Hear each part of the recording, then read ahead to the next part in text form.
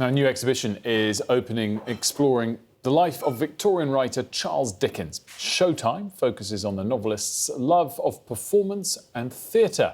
And it celebrates 100 years, by the way, of a museum that celebrates his work. Let's speak to the patron of the Charles Dickens Museum, actor Miriam Margoyles. Thank you so much for joining us and a very good morning to you. Oh, bless you, darling, and I'm an actress because I'm a woman. You may not have noticed. I stand corrected, and thank you for correcting me on that. And again, thank you for joining us. And I guess this goes without saying, but you are a massive Dickens fan. I am. I just love it, and I love being here in the museum. I've been coming here, all my life, and I just love it, and I've never seen it looking so gorgeous as it is today. It's a beautiful place, and the coffee's good and the cakes are good, so everybody should come and have a look. Well, it's win-win-win then, by all accounts, Miriam. But tell us what is particularly on show at the moment to celebrate this 100-year mark. What they're showing now is Dickens' connection with theatre, because he would have been an actor if he hadn't had a cold on the morning of his audition at Drury Lane Theatre. And he became a writer. And we're glad he became a writer because he's created, oh gosh, such wonderful characters, some of which I do, and I've been doing since 1980, I think. But here you see playbills, objects that he used, touched, books that he read, furniture that he sat in. It's just a life was lived here, a great writer, and he belongs to all of us. And that's why I want people to come to this museum and enjoy it. And you mentioned the very clear partnership, I guess, with the stage as well as his books. Some of his most famous books were originally plays. I don't know that they were originally plays. I didn't know that. Who are you thinking of? Which ones are you thinking of? Well, then I've done so. I trust your judgment on this and bad reading. I thought Oliver Twist I read this morning, was created for the stage first. Oliver Twist was created for the stage? Well, I didn't know that. I may be wrong. What? And Oliver Twist actually was the very first Dickens book I ever read when I was 11. And I was hooked on the Dickens world from that moment because I love crims. And I think he loved crims too. I have no doubt you are right on this, and you've corrected me that it's a second time on a very important point, two very important points, and I can only apologise, Miriam, for getting that wrong. I don't know where I read that this morning, but anyway, Well, it may be true. People say all sorts of things, don't they?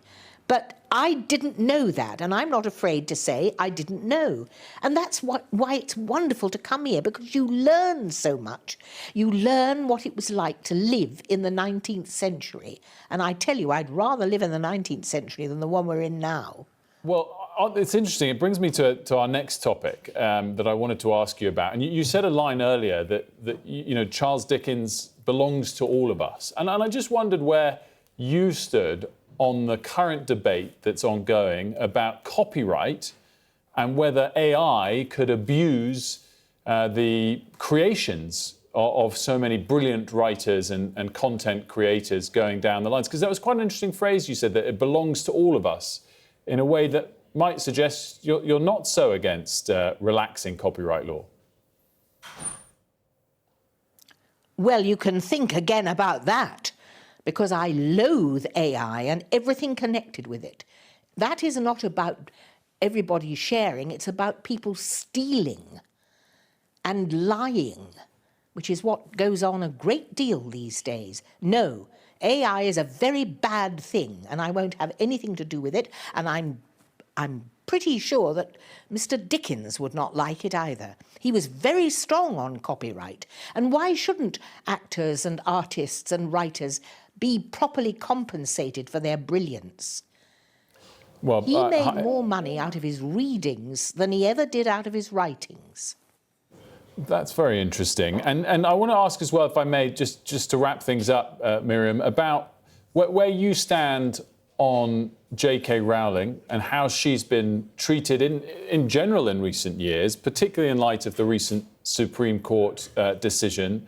Do you think she's been treated unfairly? Do you think there's some legitimacy to criticisms of JK Rowling or not? I think everybody can be criticised. I think that's fair enough. But everybody's so horrid and nasty and unkind, and I don't like that. I don't want people to be unkind about trans. I mean, I'm a gay woman myself, and you have to just put up with it. I don't know if she's been badly treated, but I think it was wrong that she wasn't invited to the celebrations for Harry Potter. You know, she created the whole thing. She may be wrong about some things, and women's bodies are tremendously important. I love my body, even though it's fat and misshapen, and I wouldn't be a man for anything. But trans, who cares? Let's be kind. Let's be inclusive. I think there's an awful lot of nonsense talked about it. I don't know JK, I've never met her, but I salute her as a very great writer, and I think I like the detective stories best. Well, they're fantastic, the Galbraith books. I quite concur on that. And you're a fantastic Professor Sprout and many other brilliant roles. And Miriam, we are sadly out of time, and I can only apologise again for my errors in my research. But a delight to talk to you this morning. Thanks for including Charles Dickens and me this morning. Exactly right. And please come back and join us anytime, Miriam. Great to have you with us.